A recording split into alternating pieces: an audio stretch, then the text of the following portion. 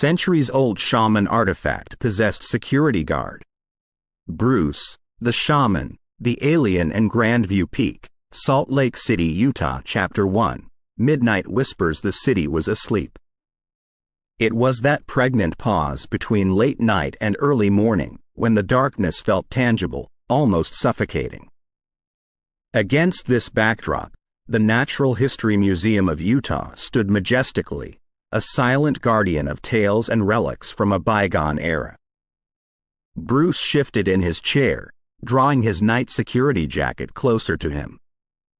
He sighed, adjusting the peak of his cap over weary eyes.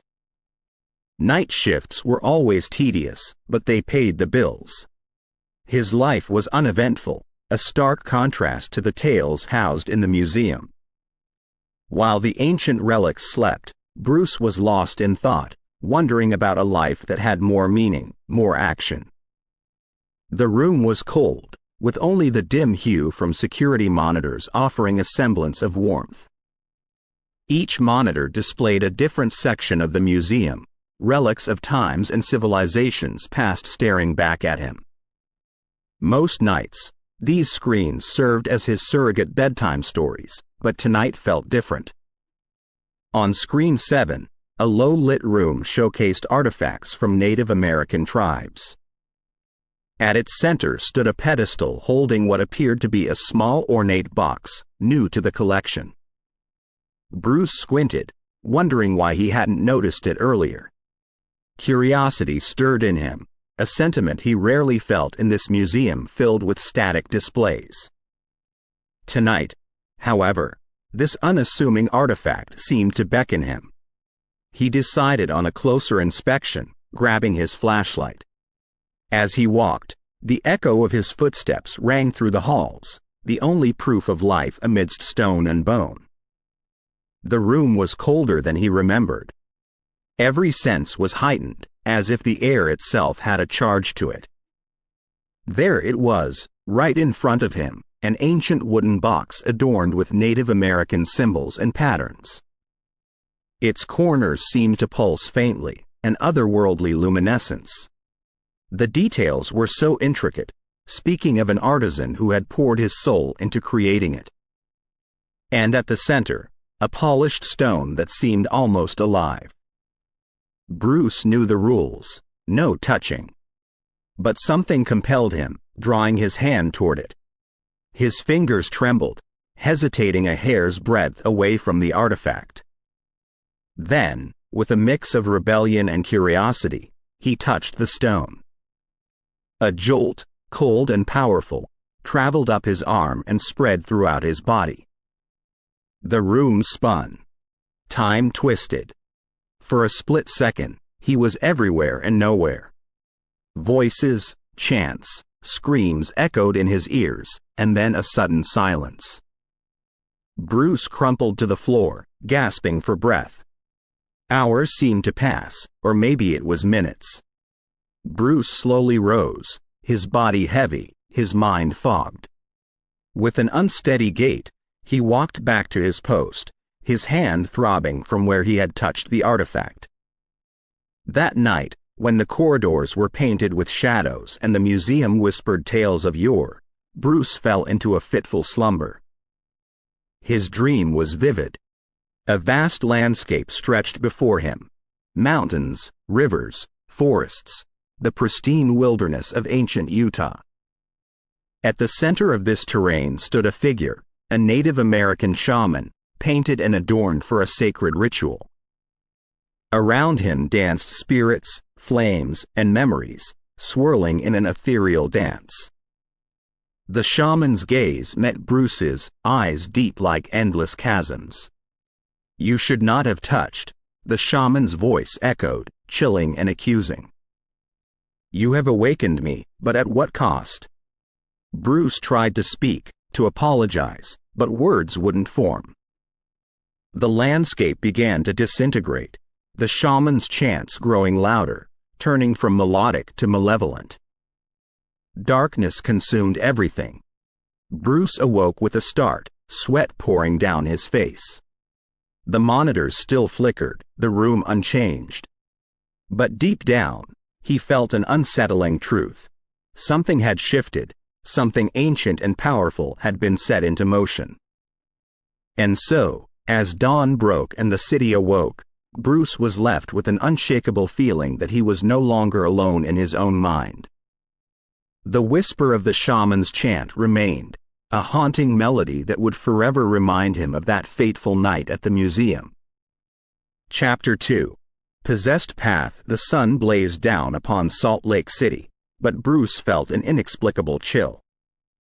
Days after his encounter with the artifact, a dichotomy had grown within him. Daylight saw him as the same familiar Bruce, albeit somewhat distracted. But night, that was an entirely different tale. His nightly rounds at the museum, once a drudgery, now evoked a peculiar anticipation. Each evening as the sun dipped below the horizon, a force within tugged him towards the northeast section of the museum. This was no ordinary curiosity. It was an unyielding compulsion, almost magnetic. One evening, after the museum had closed and silence enveloped its halls, Bruce found himself, flashlight in hand, wandering the exhibits. The beam of light danced upon ancient relics and artifacts, but he wasn't searching for anything in particular. Or so he thought. The pull grew stronger, guiding him towards a display detailing the topography of Utah. Grandview Peak stood out, its majestic portrayal catching his eye.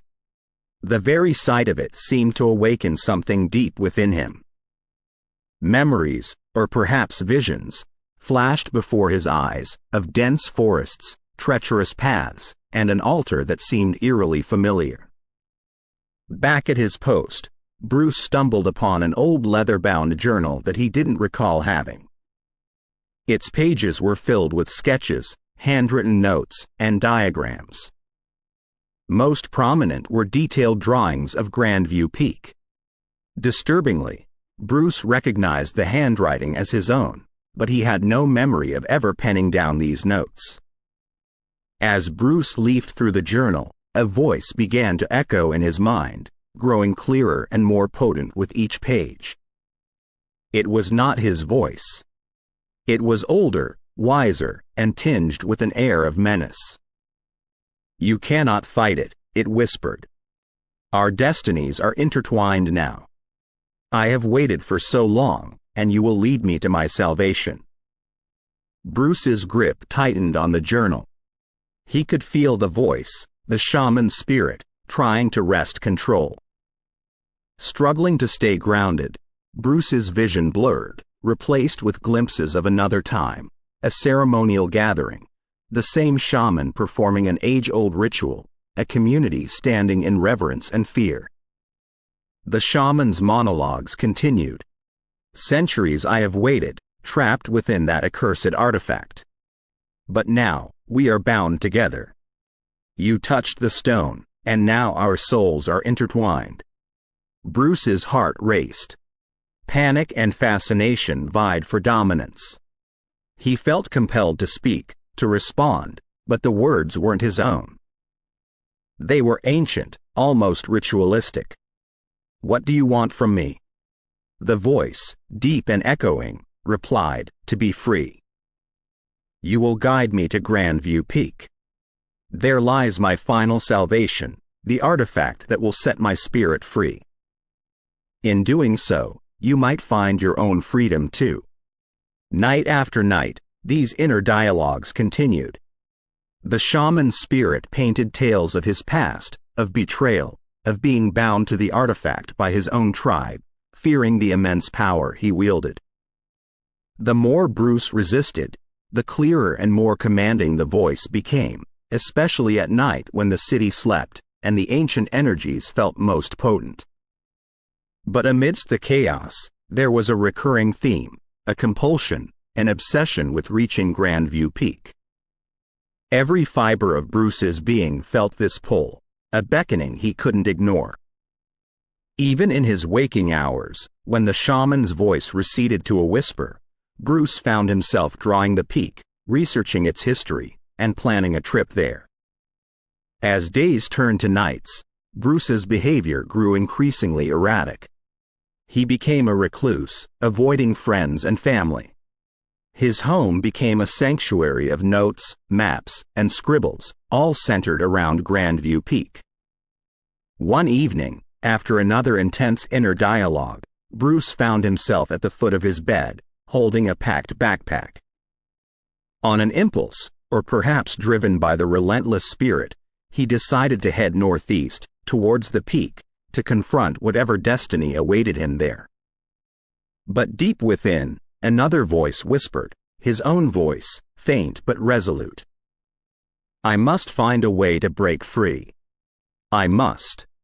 And as the possessed path before him loomed large, the battle for Bruce's soul had only just begun.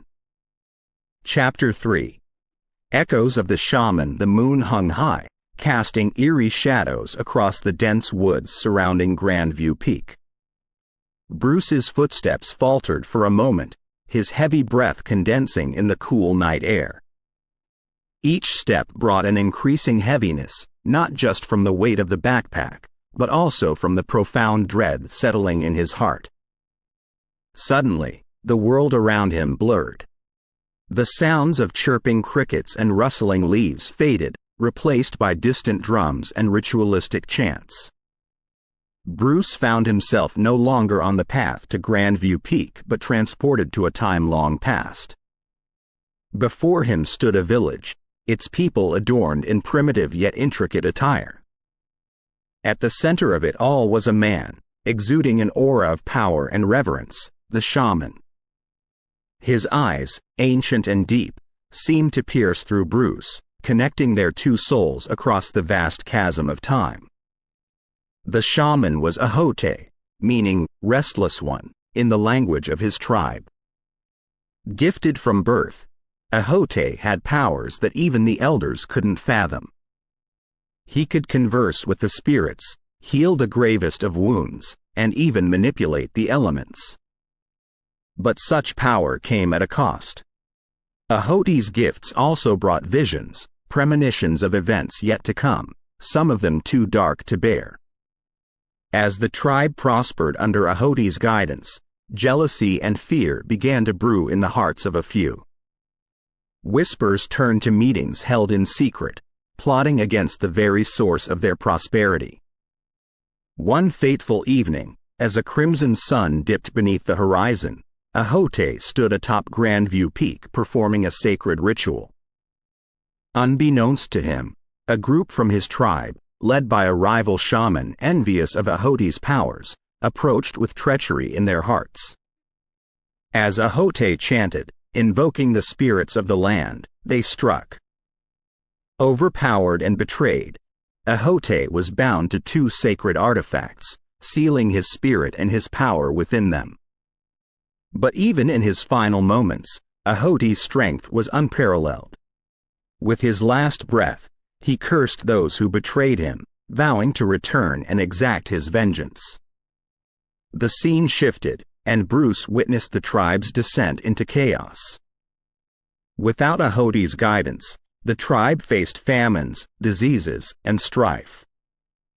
Realizing their grave mistake, the tribe tried to release Ahote from the artifacts, but the curse was too strong. With heavy hearts, they hid one of the artifacts deep within the museum, ensuring it was never touched, while the other was lost to time, rumored to still be near Grandview Peak. Back in the present, Bruce's heart raced. The weight of Ahote's tragic tale pressed down on him, mixed with his own increasing dread. The shaman's voice echoed, clearer than ever before, "Now you see? Our fates are intertwined. Together, we shall find the missing artifact, and I shall be free." As Bruce approached Grandview Peak, the air grew colder, the night darker. The whispers of the past grew louder, and the echoes of the shaman reverberated in his very soul. Liberation is near, the voice promised, but Bruce knew that freedom for one might mean eternal bondage for the other. The path ahead was uncertain, and the echoes of the shaman were just the beginning of Bruce's harrowing journey. Chapter 4. Descent into Desperation. Sunrise painted the Utah skies with shades of pink and gold, but for Bruce, the world seemed draped in shadow. The haunting echoes of the shaman's memories still lingered, a constant hum in the back of his mind. His initial reactions had ranged from disbelief to panic. Could he be going mad? Yet, with every passing day, as the compulsion to head northeast became more potent, he couldn't deny the unsettling reality. Taking a deep breath, Bruce entered his apartment and began to barricade the door. Chairs, tables, everything he could find was piled up, creating a fortress to keep him inside when night fell. But as darkness approached, the once sturdy barriers seemed feeble, as if they would crumble at the mere touch of the powerful spirit inside him. Desperation led Bruce to the city's underbelly, seeking out spiritualists who might offer a solution. The first, an old woman named Naya, peered deeply into his eyes and recoiled in horror. Her cryptic words, "The restless one won't be tamed by mere mortal means," left Bruce even more unsettled. Next, he visited a renowned medium, Ezekiel, who, upon hearing Bruce's account, went pale. Lighting a bundle of sage, he waved it around Bruce, chanting incantations. But the shaman's spirit was unfazed, even mocking. "Do you really think this will stop me?" His voice boomed in Bruce's head. Ezekiel, drenched in sweat, declared, "The ties binding you to this spirit are ancient and potent. I cannot sever them. But remember, every curse has a loophole, every chain a weak link. Seek the origin, the story. Maybe there you'll find your answer." Disheartened, Bruce retraced his steps to the Natural History Museum of Utah, sneaking in after hours. The artifact seemed to pulsate with life as he approached, the shaman's presence more potent than ever. Surrounding the artifact were several manuscripts, detailing the tribe's history and beliefs. Bruce, with trembling hands, uncovered tales of twin artifacts, each containing half the shaman's essence.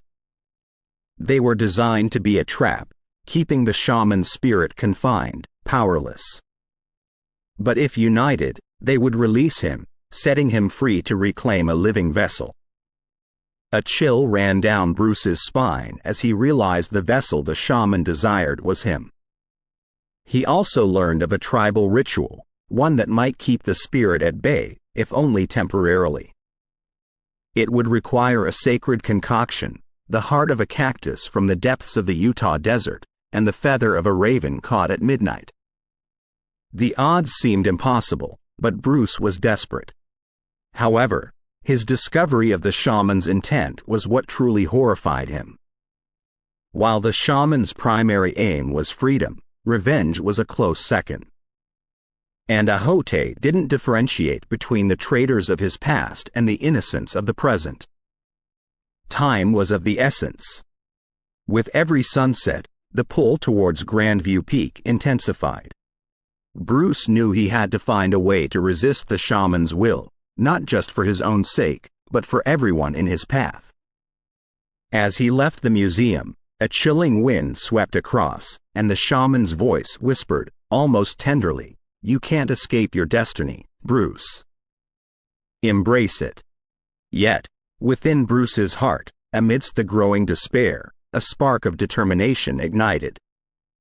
He would not surrender without a fight. The descent into desperation had begun, but so had Bruce's quest for liberation. Chapter 5. Duel within the dark. The internal battle between Bruce and the shaman, Ahote, was nothing short of cataclysmic. Their shared consciousness became a tumultuous arena, where present clashed with the past, modernity grappled with ancient customs, and free will wrestled with overpowering destiny. "Your world has lost its spirit," Ahote sneered one evening, as Bruce walked past a bustling mall, the clamor of materialism overwhelming. "People enslaved by devices," oblivious to the wonders of nature, the spirits that once whispered secrets of the universe. Bruce retorted, "Progress has its price, but it's also given us comfort, convenience, and knowledge beyond the wildest dreams of your time." Ahoti's response was a wave of memories, washing over Bruce's mind, so vivid that he felt transported to another era. He witnessed ceremonies under the starlit sky, felt the reverence of a tribe towards the forces of nature, and the profound connection they shared with every living being. The ancient world pulsed with raw, unfiltered life, and Bruce felt its magnetic allure. "See," Ahote murmured, "this was life. Not the chaotic mess you've made." But Bruce resisted. Your time had its beauty, but it also had its darkness. Disease, short lifespans, constant threats. Our world isn't perfect, but it's home. And it's worth protecting. Their skirmishes intensified. One moment, Bruce would find himself under the vast Utah skies, dancing to the rhythm of tribal drums, feeling the age-old traditions in his bones. The next, he'd be jolted back to reality, amidst honking cars, glaring billboards, and the relentless pace of modern life. But Bruce wasn't entirely alone in his struggle. Word had spread in the spiritualist community about the man possessed by a formidable ancient spirit. Many watched from a distance, some with curiosity, a few with genuine concern. Among them was Lila, a young medium with a remarkable gift. She could not only communicate with spirits but could also see the tapestry of one's past lives. Intrigued by Bruce's plight, she approached him one evening. "I've heard about you," she began, her voice soft yet steady. "And I think I can help." Bruce, weary and desperate, welcomed any aid. Through Lila, he connected with others, a healer named Coda, with knowledge of forgotten rituals, and Reyna, a historian well-versed in tribal lore. Together, they devised a plan. Using Lila's abilities, they would delve deep into the recesses of Bruce's mind, confronting Ahote directly. Their goal was not exorcism, but understanding, hoping to find a middle ground that would save Bruce without damning Ahote to eternal unrest. On a moonless night, they gathered in a circle, candles flickering, shadows dancing on the walls.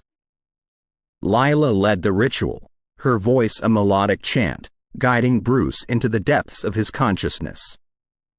Inside, Bruce found himself in a vast desert, the landscape of Ahote's memories. The shaman appeared, proud and defiant. "Why do you resist, Bruce? Accept your fate. Together, we can reshape this broken world." Bruce, drawing strength from Lila's presence, replied, "I won't let you harm innocent lives. But maybe, just maybe, we can find another way." The desert around them transformed, showcasing Ahote's life, his joys, his tribulations, and his tragic end. Through Lila's guidance, Bruce communicated with Ahote, not as adversaries, but as two souls trying to understand each other. The night was long, filled with tears, anger, revelations, and, eventually, a fragile truce. Ahote's disdain for the modern world was tempered by Bruce's genuine desire to merge the best of both worlds, to create a harmonious balance. As dawn approached, the group emerged from the trance, drained but hopeful. Bruce's eyes, once filled with dread, now held a spark of determination. The duel within the dark had ended, not with a victor, but with the promise of a shared journey towards understanding and redemption. Chapter 6. Trek to the peak. The shadow of Grandview Peak loomed ominously, its silhouette a jagged fracture against the horizon. Even as the urban sprawl gave way to wilderness, a sense of foreboding settled in Bruce's heart. Every step he took felt like a reluctant march to his own doom. Ahoti's presence was stronger than ever. The proximity to the other artifact seemed to rejuvenate the ancient spirit, driving him forward with an obsessive fervor. The normally bustling mind space they shared was eerily quiet. Bruce could sense the shaman's focus. It was singular, unwavering. However, the path to Grandview was not without its challenges. Nature itself seemed to rally against the trespasser. Thickets of brambles appeared almost out of nowhere, clawing at Bruce's legs and tearing at his clothes. Paths that seemed clear were suddenly cut off by swiftly flowing streams with waters too deep and currents too strong.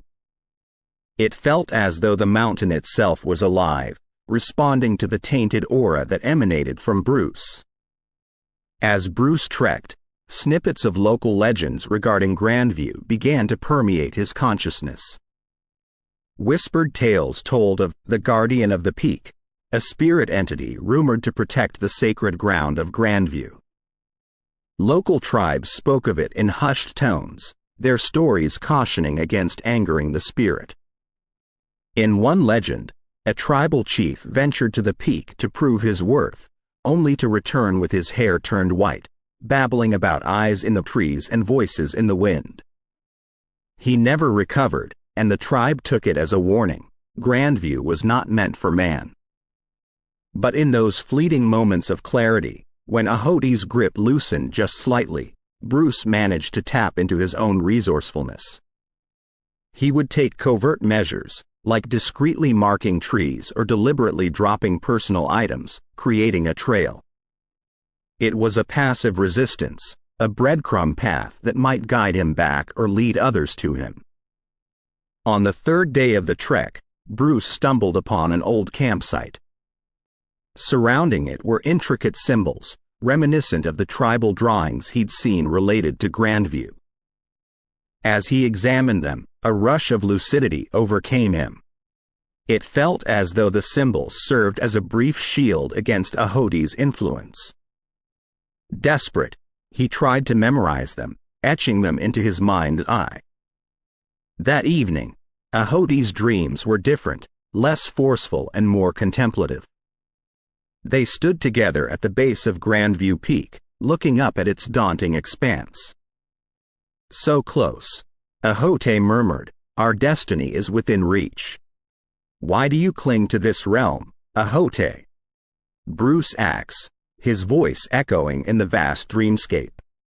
"Why not move on and find peace?" "Peace?" Ahoti's laugh was a mournful sound, echoing with centuries of anguish. "There is no peace for me, not until I merge with the artifact. Only then can I be whole." Despite the tension between them, Bruce felt a pang of sympathy for the trapped spirit. "We can find another way," he whispered, though even in the dream he wasn't sure if he believed it. The dream shifted, and Bruce found himself on the peak, the wind howling around him. He could see the artifact, glowing with an ethereal light, beckoning him closer.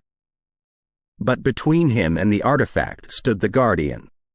Its form was indistinct, a swirling mass of shadows and light, but its eyes were clear, burning with fierce determination.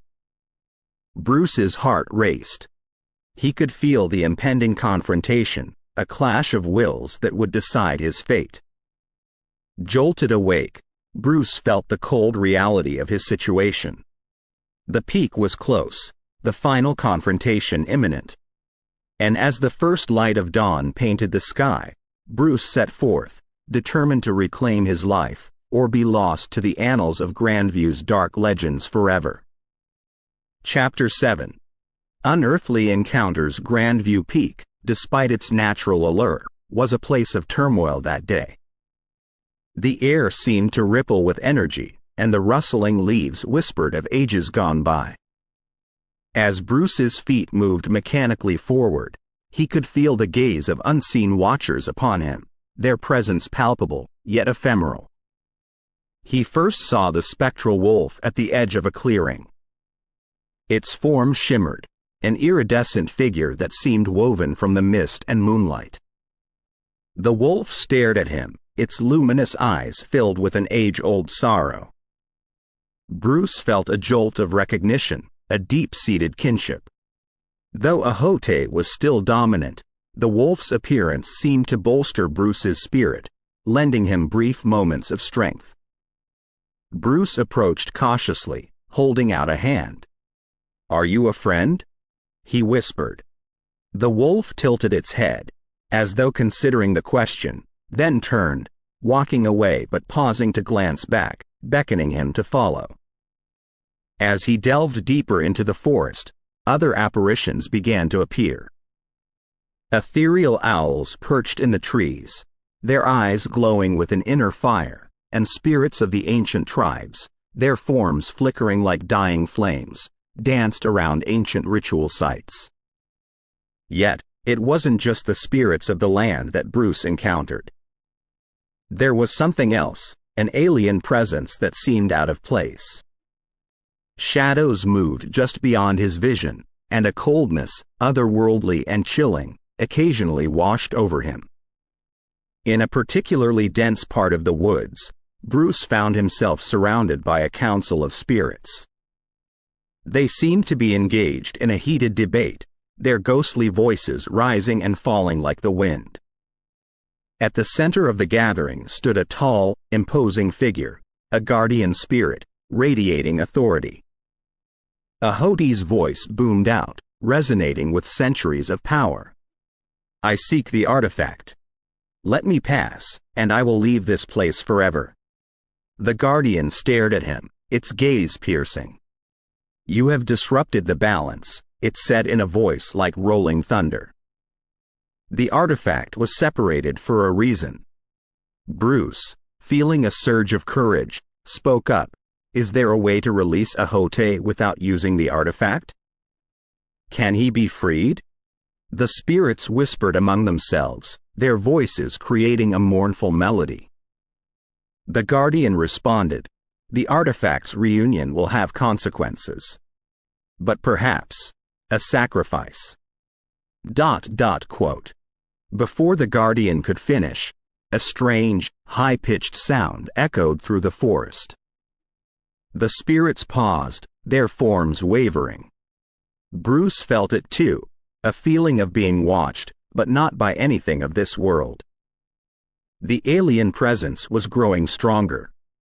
Suddenly, the trees seemed to close in, their branches twisting and reaching out like grasping hands. The air grew dense, and a sense of foreboding settled over the forest. The spectral entities began to fade, their energies being sapped. Only the guardian remained, its form flickering but determined. It locked eyes with Bruce. "Beware the outsider," it warned, pointing towards the peak. "It seeks the artifact for its own nefarious purposes." With that, the guardian too began to fade, leaving Bruce alone in the dark, oppressive forest. The weight of Ahote's determination bore down on him, driving him forward. The alien presence loomed ever closer, its intentions unknown but its malice unmistakable. Grandview Peak was no longer just the destination of a tormented spirit seeking release. It was the epicenter of an impending clash between ancient powers and unearthly invaders. And Bruce, torn between these titanic forces, could only press on, drawn inexorably towards the showdown that awaited. Chapter 8. The Peak's prophecy. The journey up the Grandview Peak had been arduous. With each step, Bruce could feel the weight of the forest's history and the gravity of his current predicament. Every stone, every branch seemed to whisper tales of the past, urging him to heed their warnings. The mountain itself loomed as an ancient sentinel, its silhouette cutting sharply against the dusky sky. At the summit, an intricate array of monoliths stood as a silent testament to the time when man and nature were intrinsically linked. Among them was a recessed altar, and in its center, a familiar-looking artifact, its twin. It pulsated with an ethereal glow, the aura around it dancing like northern lights. However, As Bruce, or rather Ahote, drew closer, the air grew dense. He was suddenly gripped by a series of intense, blinding visions. Vast interstellar voids, galaxies colliding, stars being born and dying. An advanced extraterrestrial civilization, thriving then spiraling into chaos. These beings, in their desperation, seeking refuge in other realms, became parasitic entities feeding on spiritual fractures across dimensions. Back in the present, Bruce felt Ahote's frantic need to merge with the artifact, to attain completeness, to be free. But Bruce's own sense of self-preservation coupled with the revelations from the visions spurred a renewed determination in him. He had to prevent the union. Not just for himself, but for the world. The artifact's pull was powerful. The closer they got, the more Ahote's essence seemed to dominate. But Bruce resisted, drawing on every ounce of his strength. The internal struggle was a cacophony of desires, emotions, and intentions. They were two souls in a fierce dance, each trying to lead. Then, in the midst of this tempest, a third voice, clear and resonant. It was the mountain itself, the embodiment of nature and time, speaking directly to their souls. The fracture you cause, Shaman, in your desperate quest for unity, will be the very rift that they seek to exploit, it warned. Ahote raged against the proclamation. I have been trapped for centuries. I deserve release. Bruce, seizing this momentary distraction, rallied his spirit, pushing back against Ahote. This is bigger than us. Can't you see? We have to protect the world from these invaders. Tensions soared. It was as though the very air around them crackled with electricity. The monoliths, reacting to this spiritual discord, began to resonate, emitting a haunting, otherworldly melody. Suddenly, the sky darkened, and an immense shadow loomed overhead.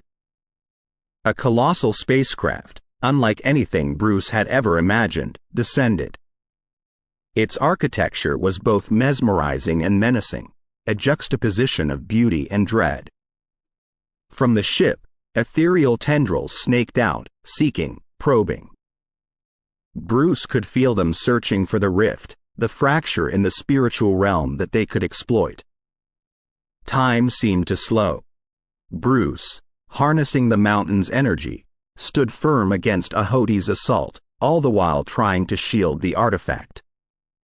Ahote, in his blind fervor, failed to realize the extraterrestrial threat. Suddenly, a brilliant beam of light shot down from the ship, aiming straight for the altar. Bruce, using every last shred of his willpower, thrust himself between the beam and the artifact. The impact was tremendous. A shockwave radiated out, knocking Ahote's essence off balance. Bruce, though physically battered, felt a spiritual clarity. With Ahote momentarily weakened, Bruce grabbed the artifact, intent on safeguarding it. The extraterrestrial ship, thwarted in its attempt and perhaps sensing the mountain's formidable power, began to retreat, disappearing into the vastness of the cosmos. Bruce, panting and exhausted, clutched the artifact to his chest. Ahote's spirit, though dazed, still lingered, its desire for unity unabated. Looking out from the peak, Bruce realized the immense responsibility he now bore. He had the artifact, the key to a potential cosmic calamity. And he had an ancient spirit, restless and desperate, residing within him. The journey had been harrowing, and the battles intense. But as the sun began to rise, casting the world in a warm, golden hue, Bruce understood that this was just the beginning. Chapter 9. Leap into the abyss. In the aftermath of the ethereal onslaught, Grandview Peak bore an atmosphere thick with tension. The very rocks seemed to hum, vibrating with the energy of ages past and imminent danger. The encroaching dawn painted the sky with pale blues and purples, the calm colors standing in stark contrast to the turmoil below. Bruce, still clutching the artifact, staggered to his feet, every muscle aching, every joint screaming in protest. He could feel Ahoti's presence, circling him like a wolf stalking its prey. The once whisper-like intrusions of the shaman had evolved into roaring tempests of desire and rage. "Give me what is rightfully mine." Ahoti's voice echoed in Bruce's mind, a cacophony of desperation and anger. But it wasn't just in his mind. The wind carried the shaman's voice, whispering through the trees and rustling the leaves. The very mountain seemed to be pulsating with Ahoti's insistence. Bruce, summoning every ounce of his determination, responded, "We can't let it fall into the wrong hands. Not after everything we've seen." He began to retreat, moving closer to the edge of the peak. He could feel the drop behind him, a sheer descent into an abyss, and below that, thick forests, home to creatures and mysteries unknown. Ahoti's energy surged forward, manifesting in swirling spectral forms, ancient symbols, and faces from his past. It was overwhelming, a tidal wave of history and emotion, all directed at Bruce. At its heart, the silhouette of a proud shaman, fierce and defiant. The wind howled, and lightning crackled across the sky. Rain began to pour, each drop heavy with the weight of destiny. The mountain, as if sensing the monumental confrontation, responded in kind. Birds took to the skies, their cries echoing a primal tune. Trees bent and swayed, their roots gripping the earth in suspense. Amidst this chaos, Bruce realized his position. He was cornered. He was at the edge, with nothing behind him but the yawning abyss. The artifact pulsed in his hand, resonating with the energies around, almost urging him to make a decision. Ahoti's voice boomed once more. "Surrender. Let me be whole." Bruce, closing his eyes momentarily, whispered, "I'm sorry." With a strength he didn't know he possessed, he leapt off the edge. Time seemed to stand still. Bruce felt weightless, the rush of air around him, the drumming of raindrops, the fading cries of Ahote above. The dense canopy approached at an alarming rate. Thoughts raced through his mind. Of his family, his time at the museum, the artifact, the curse, and the alien threat. The impact was brutal. Bruce crashed through branches and foliage, each layer breaking his fall but also leaving cuts and bruises. By the time he reached the forest floor, he was battered and dazed. The artifact, ripped from his grip during the fall, lay meters away, its glow diminished. From atop the peak, Ahoti's frustrated cry echoed. But it wasn't just frustration. There was a note of desperation, of sorrow. The shaman had been so close, yet his salvation slipped through his fingers, quite literally. Bruce, groaning, tried to get up but found it nearly impossible. Pain seared through him, and darkness threatened to claim his consciousness. Yet, the imperative to safeguard the artifact kept him awake. With considerable effort, he began to crawl towards it, driven by a singular purpose. As he reached out to grasp it, a sudden stillness overcame the forest. The earlier chaos, the raging storm, and the haunting cries, all ceased. An eerie calm settled, broken only by Bruce's labored breathing. It was the calm before a storm, but not one of nature's making. From the shadows, eyes gleamed, yellow, green, red. Creatures of the forest, drawn to the artifact's energy. Their intentions, unclear. And from above, a faint hum began to grow louder, resonating with an otherworldly timbre. The alien threat, sensing the vulnerability of the artifact, was closing in. Bruce, clutching the artifact close, felt the weight of the world on his shoulders. Yet, there was a glimmer of hope. The energy of Grandview Peak, the memories of the shaman, and his own indomitable spirit would guide him through the storm that was about to unleash. The battle for the artifact, for the fate of worlds, was far from over. Chapter 10. Shattered spirits and sinister skies. Bruce's consciousness danced on the edge of reality and spectral dreams, his form a mangled contortion amidst the dense undergrowth of the foreboding forest beneath Grandview Peak. Each breath was a battle, where pain seared through his every pore, grounding him to the cruel reality he inhabited. Yet, his spirit wavered not, his mind persistently anchoring onto the haunting visage of the artifact which he had thrust into the abyss. In a haze, amidst lucid moments, he'd observe strange shapes sifting through the trees, ethereal and alien, their whispers intertwining with the natural symphony of the forest, a cacophony signifying an anomalous hunt. Eyes, radiant and unblinking, would peer from the foliage, assessing, calculating before vanishing into the gloom once more. As Bruce's battered body sought to mend under the secluded veil of dense leaves and overhanging branches, a spectral form lingered nearby, its essence oscillating between palpable agony and ethereal tranquility. Ahote, the shaman, torn by the unprecedented leap of faith Bruce had undertaken. The artifact was lost to them both, its aura submerged somewhere within the abyssal woodland, its power a beacon to those beings that fluttered in the sinister skies above, their presence an unyielding pressure that could be felt through every layer of existence. Days and nights melded into an indistinguishable continuum for Bruce, as he alternated between the realms of wakefulness and a feverish dream state, where echoes of distant worlds whispered terrifying promises. Unseen entities in strange, celestial vessels caressed the atmosphere, invisible fingers weaving through the clouds, drawn towards the pulsating energy beneath the canopy. In these feverish dreams, he saw Ahote, not as a vengeful entity but as a guardian, a protector of realms who himself was ensnared by a curse most vile, his spirit tethered to an endless cycle of anguish and false hopes.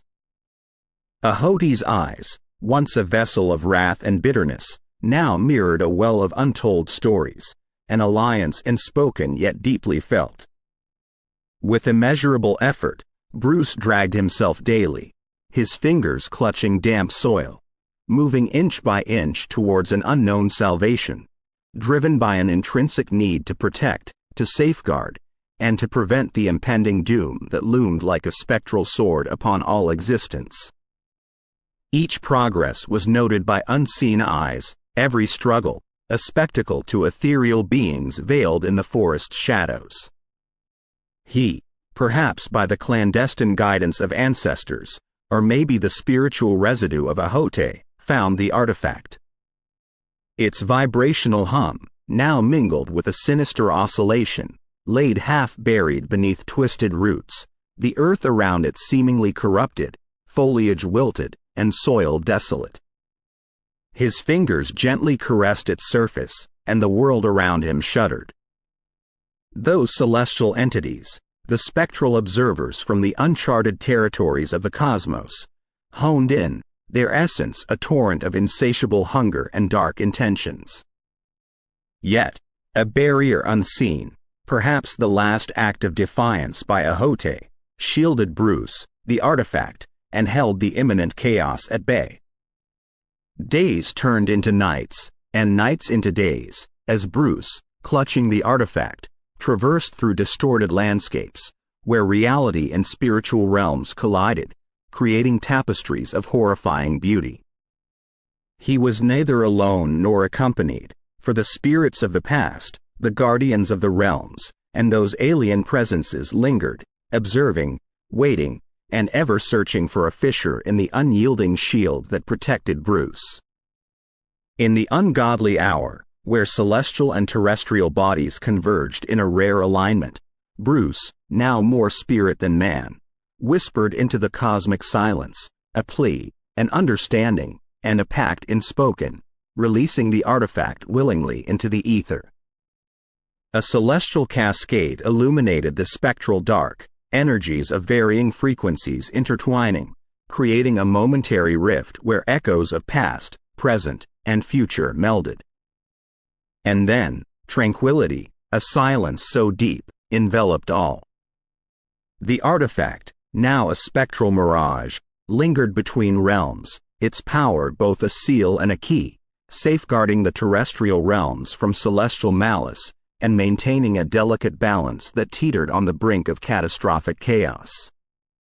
Bruce, his physical form a mere shell of his past self, wandered amidst the ethereal landscapes, where time held no dominion and space converged upon itself, his essence forever entwined with the spectral shaman, guardians of the ancient artifact. Above, in the celestial expanses, eyes, ancient and young, wise and foolish, kind and malevolent, watched, waited, and wondered. For the story of Bruce, Ahote, and the artifacts was now etched into the cosmic tapestry, a tale whispered by starlight to those who would listen, a warning, and a promise that the threads of existence were intricately woven and immeasurably fragile. We hope you have enjoyed our storytelling offering tonight. Please be sure to subscribe and turn on notifications to be alerted of future weekly additions to our collections. Paranormal Untold Stories.